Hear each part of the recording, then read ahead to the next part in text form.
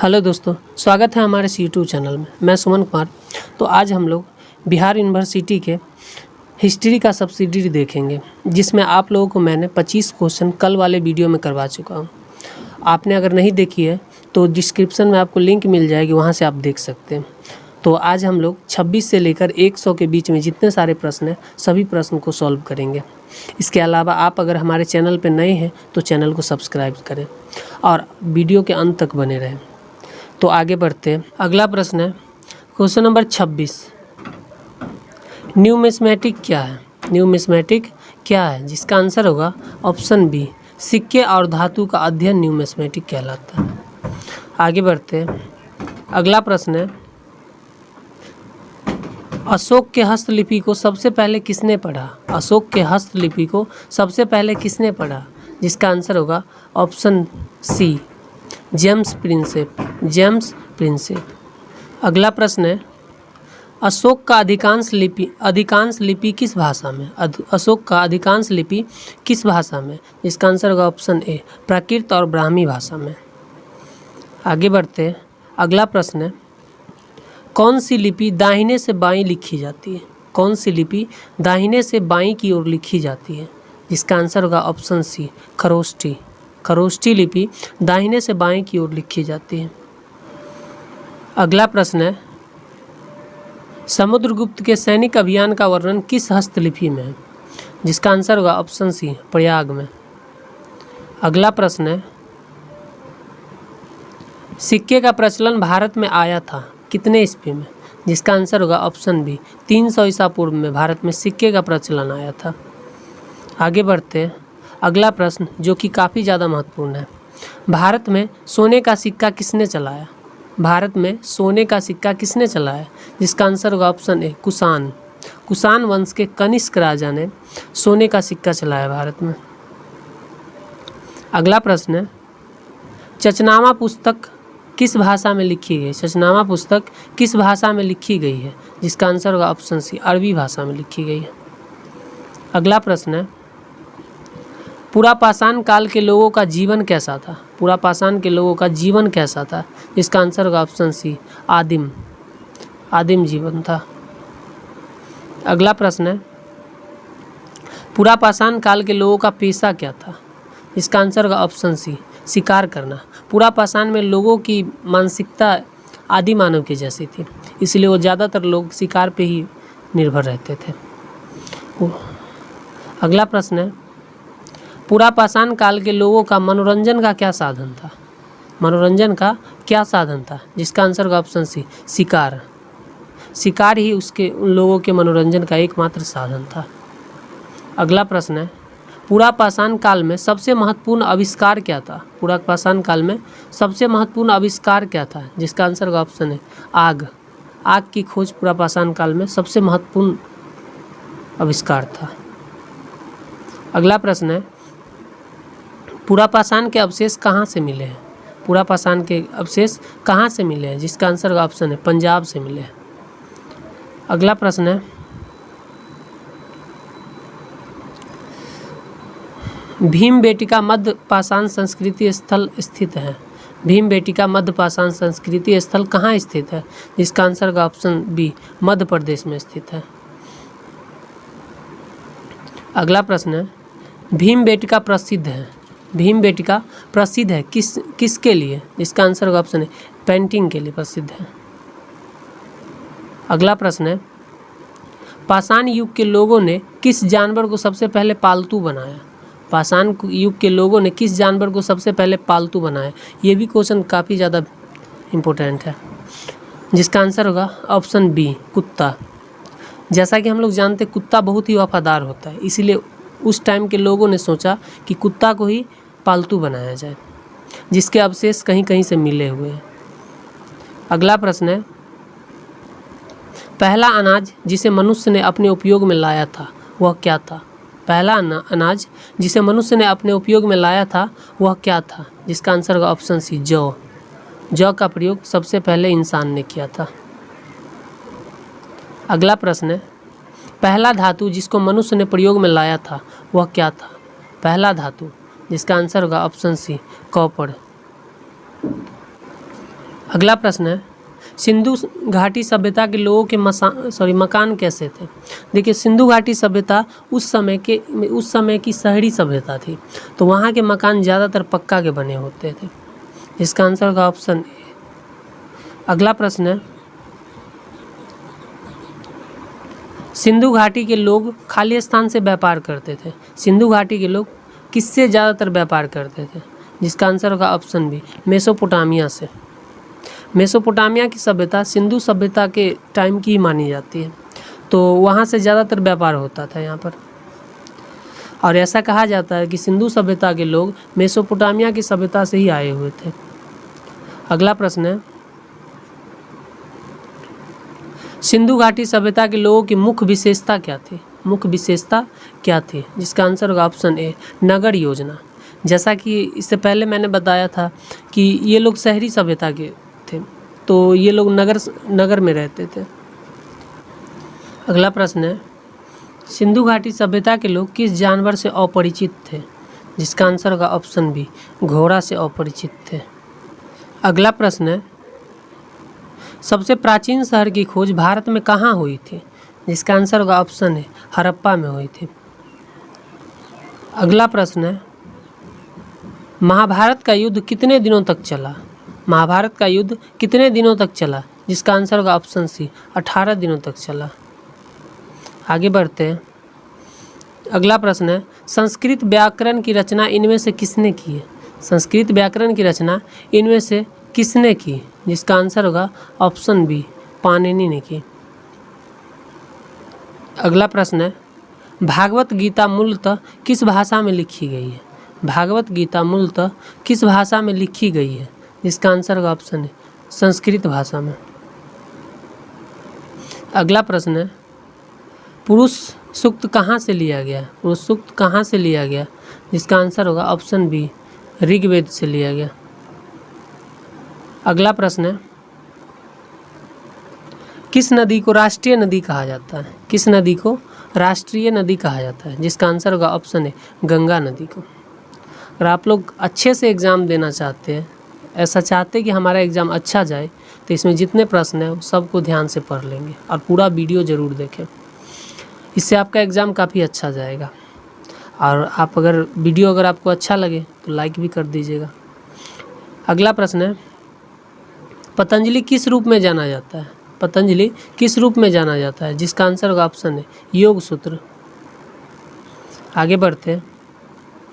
अगला प्रश्न है, ऋग्वेद काल के सबसे महत्वपूर्ण देवता कौन थे। ऋग्वेद काल के सबसे महत्वपूर्ण देवता कौन थे, जिसका आंसर होगा ऑप्शन है, इंद्रदेव। अगला प्रश्न है, पाणिनि किस शताब्दी में भारत में रहते थे। पाणिनि किस शताब्दी में भारत में रहते थे, जिसका आंसर होगा ऑप्शन बी, 6ठी-5वीं सदी। 6ठी-5वीं सदी BC, ईसा पूर्व में। अगला प्रश्न है, क्वेश्चन नंबर 57, सत्यमेव जयते शब्द लिया गया किस उपनिषद से, जिसका आंसर होगा ऑप्शन है, मुंडको उपनिषद से लिया गया। अगला प्रश्न है, उपनिषद ग्रंथ संबंधित है। उपनिषद ग्रंथ किससे संबंधित है, जिसका आंसर होगा ऑप्शन सी, दर्शन से संबंधित है।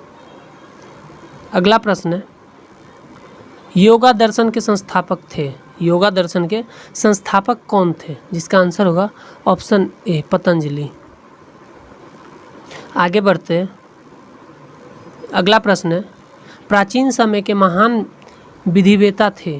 प्राचीन समय के महान विधिवेता कौन थे, जिसका आंसर होगा ऑप्शन ए, मनु। आगे बढ़ते हैं। अगला प्रश्न है, गोत्र शब्द का सर्वप्रथम उल्लेख किस वेद में है।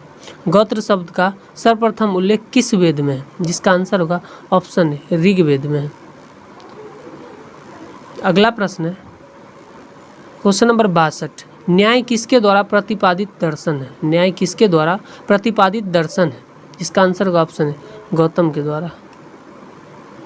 अगला प्रश्न है,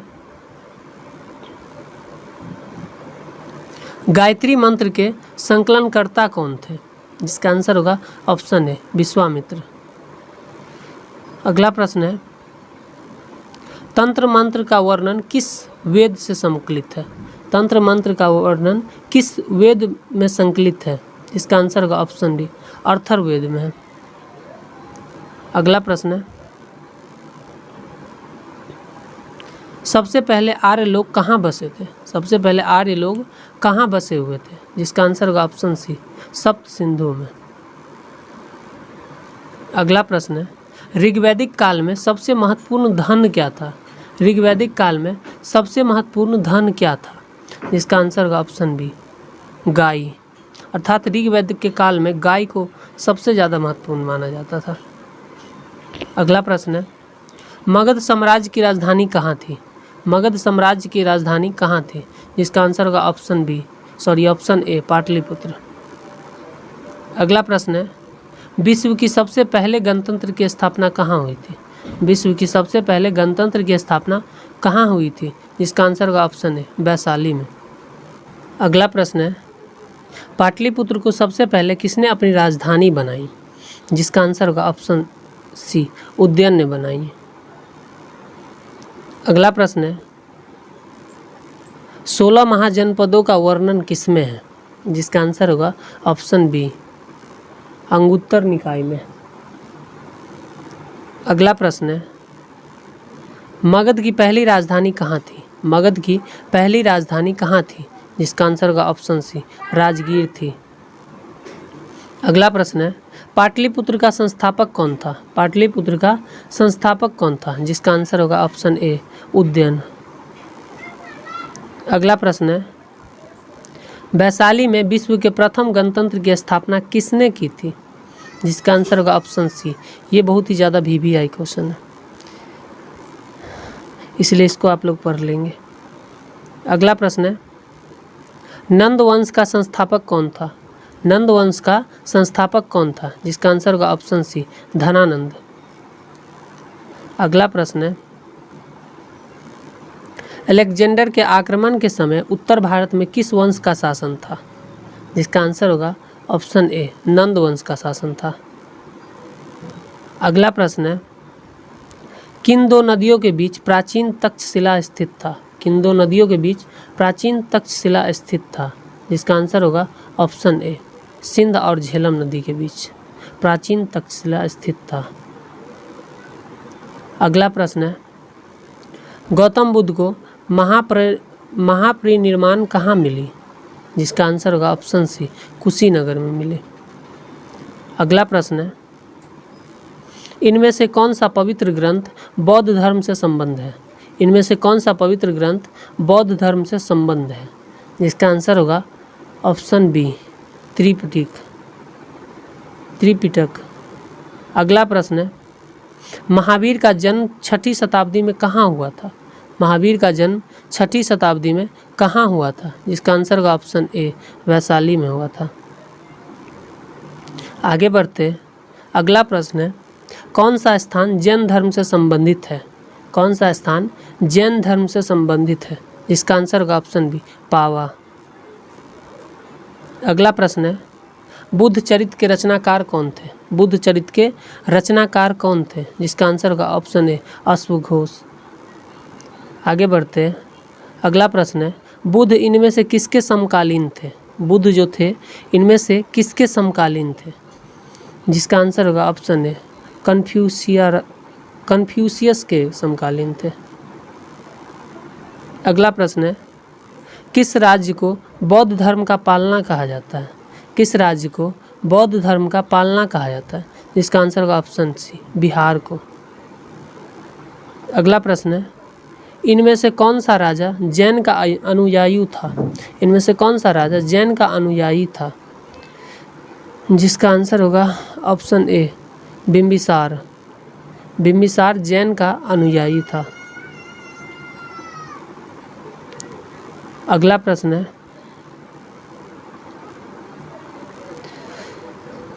क्वेश्चन नंबर 85, महावीर स्वामी ने अंतिम सांसें कहाँ ली थी? महावीर स्वामी ने अंतिम सांसें कहाँ ली थी? जिसका आंसर होगा ऑप्शन है, पावापुरी में।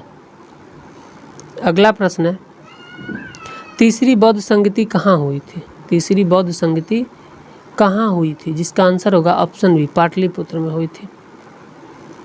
अगला प्रश्न है, महावीर स्वामी का जन्म कहाँ हुआ था? महावीर स्वामी का जन्म कहाँ हुआ था? जिसका आंसर होगा ऑप्शन है कुंडग्राम में। अगला प्रश्न है, गौतम बुद्ध का जन्म कहाँ हुआ था? गौतम बुद्ध का जन्म कहाँ हुआ था? जिसका आंसर होगा ऑप्शन बी लुम्बिनी में।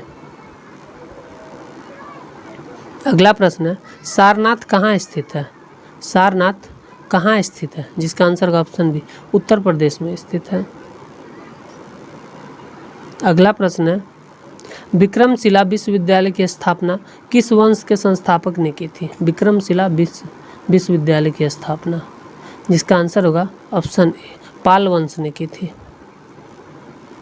अगला प्रश्न है, एशिया का प्रकाश खंभ किसे कहा जाता है? एशिया का प्रकाश स्तंभ किसे कहा जाता है?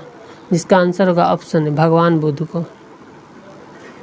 अगला प्रश्न है, इनमें से कौन सा स्तूप बुद्ध के जीवन से संबंधित नहीं है? इनमें से कौन सा स्तूप बुद्ध के जीवन से संबंधित नहीं है? जिसका आंसर होगा ऑप्शन बी सांची का स्तूप।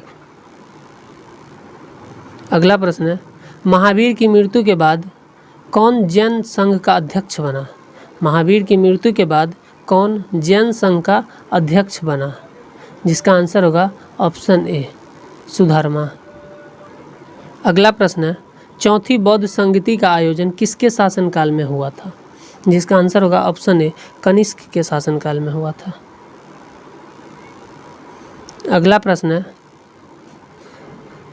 शैववाद संबंधित है, शैववाद संबंधित है, जिसका आंसर होगा ऑप्शन ए जैन धर्म से संबंधित है। अगला प्रश्न है, स्तूप सांची कहाँ स्थित है? अर्थात सांची का स्तूप कहाँ स्थित है? जिसका आंसर होगा ऑप्शन बी मध्य प्रदेश में स्थित है। अगला प्रश्न है, निम्न में से कौन सा ऐतिहासिक पुरुष विष्णुगुप्त के नाम से विख्यात है? जिसका आंसर होगा ऑप्शन बी चाणक्य। अगला प्रश्न है, भारत का कौन सा साम्राज्य सबसे पुराना था? भारत का कौन सा साम्राज्य सबसे पुराना था? जिसका आंसर होगा ऑप्शन है मौर्य वंश का साम्राज्य। अगला प्रश्न है, क्वेश्चन नंबर 99, कौटिल्य का अर्थशास्त्र संबंधित है, किससे संबंधित है? जिसका आंसर होगा ऑप्शन ए अर्थशास्त्रीय संबंध से। अगला प्रश्न है और लास्ट क्वेश्चन है, सिंधु घाटी सभ्यता के लोग प्रायः घर बनाते थे, किससे घर बनाते थे? जिसका आंसर होगा ऑप्शन है पक्की ईंटों से घर बनाते थे। तो ये था आपका 100 क्वेश्चन। इससे पहले कल मैंने 25 क्वेश्चन करा रखे थे, तो वो पार्ट 1 का वीडियो है। अगर आप लोगों ने नहीं देखी है तो डिस्क्रिप्शन में आपको लिंक मिल जाएगी, वहाँ से आप देख सकते हैं।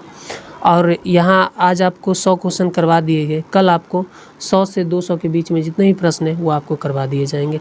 इसमें सारे प्रश्न भी आए हैं, इसलिए आप लोग एग्ज़ाम देने जा रहे हैं तो इस प्रश्न को ज़रूर पढ़ें। साथ ही वीडियो अगर अच्छा लगा हो तो लाइक करें और सब्सक्राइब करें। मिलते हैं नेक्स्ट वीडियो में, तब तक के लिए जय हिंद।